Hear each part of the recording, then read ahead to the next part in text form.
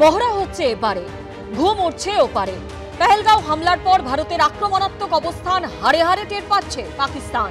এই পরিস্থিতিতে দুদেশের মধ্যে সংঘাত প্রশমনের উদ্যোগ নিল রাষ্ট্রপুঞ্জ। বিদেশমন্ত্রী এস জয়শঙ্করের সঙ্গে কথা বললেন রাষ্ট্রপুঞ্জের মহাসচিব Antonio গুইতেরেজ। The Secretary General strongly stands against terrorism.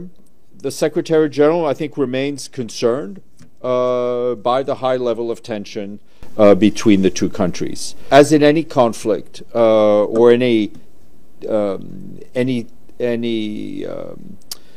any time there's a risk of conflict, because that's where we are, the Secretary General's good officers are always available should both sides agree to it.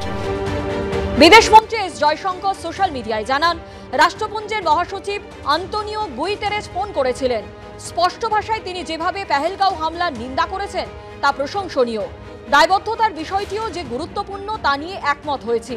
এই হামলা যারা চালিয়েছে, যারা পরিকল্পনা করেছে, যারা মদদ দিয়েছে, তাদের আইনের আওতায় আনার বিষয়ে ভারত দৃঢ় সংকল্প।